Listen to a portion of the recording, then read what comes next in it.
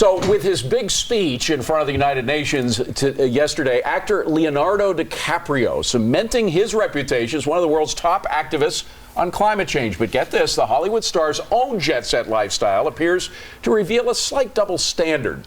DiCaprio, who is believed to own at least 4 homes, reportedly taking at least 20 trips across America and around the world this year alone, usually on private jets, which use a lot of fuel. And get this summer, DiCaprio spending time on the 5th largest yacht in the world, a big boat, wouldn't you know, rented from a Middle East oil tycoon. Talk about a carbon footprint. Andrea, as the only single woman here, do you come to Leonardo's defense at all in any way? I mean, how can he defend this position? Yeah, okay, he's cute, but he's wrong. I mean, he practiced what you preach. Well, we know for a fact by looking at that footage, he's not using electricity from an electric razor. So at least he's doing okay there. But that yacht is enormous. By the way, that yacht uses fuel equal to 83 American households' annual worth of CO2 but David, emissions. who takes celebrities seriously on this stuff? I mean, does anyone really look to Leo and the say, UN does. They gave him a moral moral compass of peace. Yeah. He's going to save the world.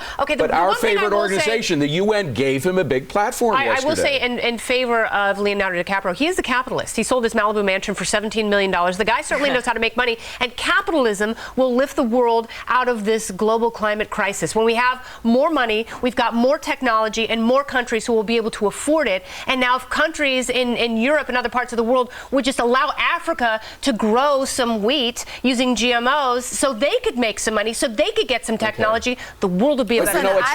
It's not just actors. We've got to remember Al Gore sold his TV company for $100 million to Qatar, the big oil producer, the big carbon footprint. We have the president himself keeping his office temperature at 80 because he likes Hawaii temperatures. You live what you preach, David? I have a footprint that's probably minuscule, and I've never owned a car, for goodness sakes. I live in Manhattan. You don't claim to be some big environmental guy, right? I don't believe we have global warming right now. But there's my point, and I don't care if Leonardo DiCaprio has 10 million homes around the world. He's got these huge yachts. He's successful. He works hard for his money. He can have them.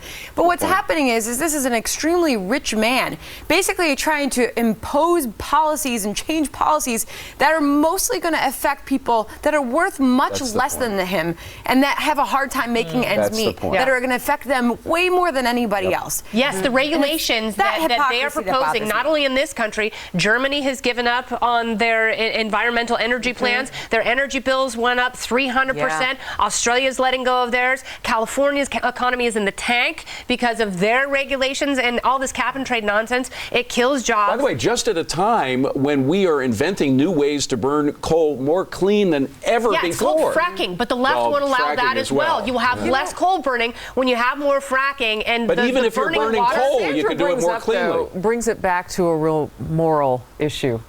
It's like you have this person who is so advantaged speaking in ways that can really hurt people who are less advantaged. He quit speaking when he was asked about it. He was asked about it during the march. Really? Yes, he was. A microphone was put in his face, and he used the opportunity to spread his message about global warming. The second the conversation changed to, well, how do you defend your multiple yacht trips around the world and your multiple homes around the country? How do you defend that? He stopped talking, and somebody jumped into the middle of the conversation, and you never heard another word from him again. Because he's an actor. He didn't even act. No, I would love to see how Al Gore would handle that question too. Credit, though. I mean, there are a lot of celebrities who could use somebody to, like, brush them off the stage. That's what capitalists do. So they hire people to make their lives easier. I'm going to get one for Bob Beckel on the set of The Five. You know? I don't know how many people would be applying for that job to manage Bob and handle Bob, but we'll take your resumes, I guess.